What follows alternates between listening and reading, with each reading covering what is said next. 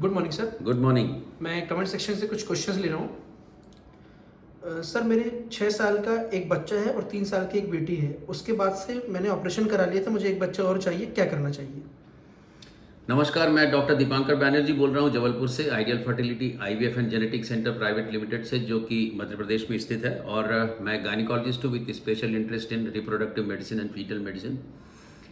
ये जो क्वेश्चन है जिसमें कि इन टीटी करा लिया है, ऑपरेशन करा लिया है, यदि दोबारा बच्चा चाहिए और एक बेटा बेटी है, तो मेरा ख्याल ये रहेगा कि जो एज के हिसाब से ऑपरेशन खुलवाने की बजाय आईवीएफ करा लेना ज़्यादा उचित है, क्योंकि एज होते होते फिर एम्ब्रियो बनना और प्रेगनेंसी का चांस बहुत कम होने लगता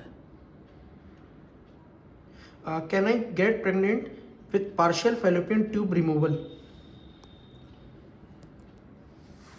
It is a very difficult question and difficult to answer also, because how much partial tubal removal, why it has been done, and if the ephemeral part, the thing is, it is very simple that the tube is very sensitive part of the reproductive system in female, and this part is called isthmus and this is called ampulla. Ampulla means it is a opening, and it is called salping. Salping means a trumpet. So opening of the trumpet, if you cut it, and there are a lot of fingers which trap the egg. If you cut them or if you destroy them, then chances of accepting the egg or trapping the egg reduces. If it happens, then even though you might be having a tube which is open, but it has been altered by some way, by infection or by operation, then things that the fertilization to take place will be very difficult. Sir मेरी IVF से pregnancy है। पहली sonography में single दिखा था, लेकिन 15 दिन बाद वो ट्विंस हो गया, क्या ऐसा हो सकता है? जी हो सकता है, क्योंकि कई बार जो पहली वाली सोनोग्राफी होती है उसमें दूसरा सैक थोड़ा यदि लेट ग्रो करे तो वो दिखता नहीं है, बट वेरी रेयर। सर मेरी बच्चेदानी का साइज छोटा है और पीरियड नहीं आता, ऐसी कंडीशन में क्या सिर्फ आईवीएफ से ही प्रेगनेंसी होगी? बच्चेदानी छोटी है और पीरियड नहीं आता है, तो सबसे पहले तो ये देखना पड़ेगा कि बच्चेदानी छोटी है कि क्यों, और यदि पीरियड आ सकता है तो फिर बच्चेदानी आपकी वर्किंग है। बच्चेदानी छोटी होने के दो रीज़न हो सकते हैं। बच्चेदानी के ऊपर इसको साइज बनाने के लिए यहाँ से एक हार्मोन निकलता है ओवरी से, जिसको ईस्ट्रोजन बोलते हैं। ये एक फैक्ट्री है, इसका एक मैनेजर होता है जो कि ब्रेन है। यदि ये काम नहीं करे तो इधर से ईस्ट्रोजन नहीं निकलेगा तो बच्चेदानी छोटी होगी। यदि ये काम करता है और ये खराब है तो भी ईस्ट्रोजन नहीं निकलेगा तो भी छोटी होगी।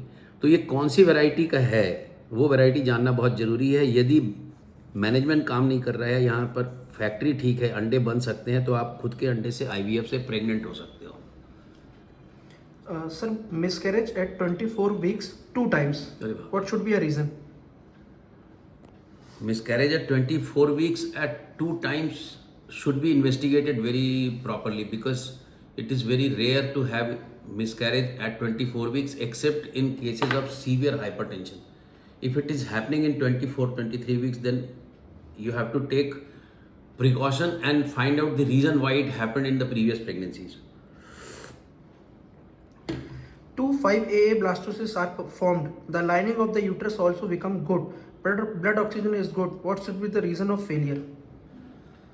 There are two chances, two reasons.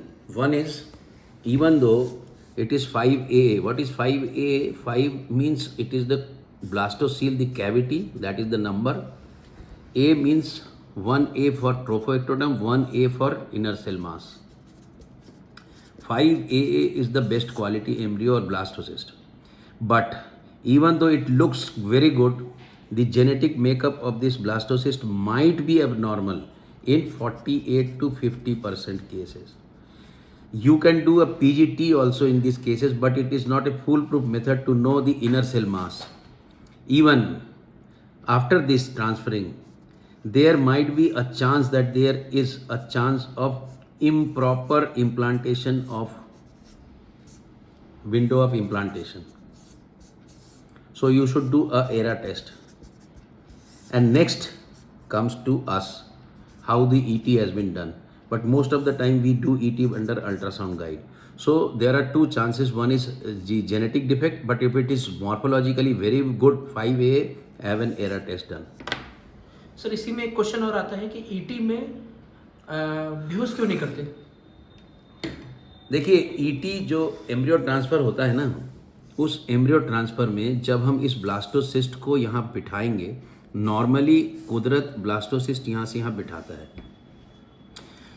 इस समय इस यूट्रस के क्विसेंस मतलब शांत होना, मतलब इसमें एक्टिविटी नहीं होना, दर्द नहीं होना बहुत इंपॉर्टेंट है।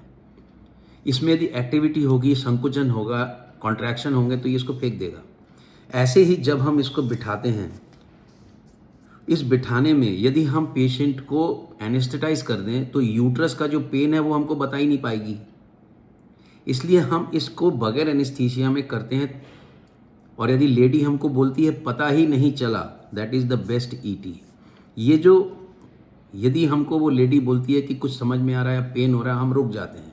इसलिए ईटी करते समय बेहोशी नहीं करते, क्योंकि बेहोशी करने का कोई औचित्य नहीं है। दूसरा, बेहोशी के अपने कॉम्प्लिकेशन होते हैं। तीसरा, लेडी को यदि पेन या कुछ तकलीफ होगी तो वो बोल नहीं पाएगी, और यदि तकलीफ होगी और हम ट्रांसफ़र करेंगे तो अबॉर्शन होंगे। तो बेस्ट है उसका जगह रहना है और एम्ब्रियो ट्रांसफ़र करने में पता ही नहीं चलना चाहिए कि हो गया। सुनने और जुड़ने के लिए बहुत बहुत धन्यवाद। मैं इंस्टाग्राम पे लाइव हूँ और आप हमारे यूट्यूब चैनल को भी देख सकते हैं। आइडियल फर्टिलिटी को आप यूट्यूब में खोलिए तो आपको मिल जाएगा। दूसरी बात, यदि आप इस चैनल को अभी तक देख रहे हैं इस वीडियो को, तो इस चैनल को सब्सक्राइब करिए। आप इस चैनल को शेयर भी कर सकते हैं ताकि ये जानकारियाँ दूसरों तक मिले। मेरी कोशिश ये रहती है कि लोगों के क्वेश्चंस को मैं यहाँ बैठ के जवाब दूँ ताकि उनको घर में वो एक आंसर मिल सके। सुनने और जुड़ने के लिए बहुत बहुत धन्यवाद।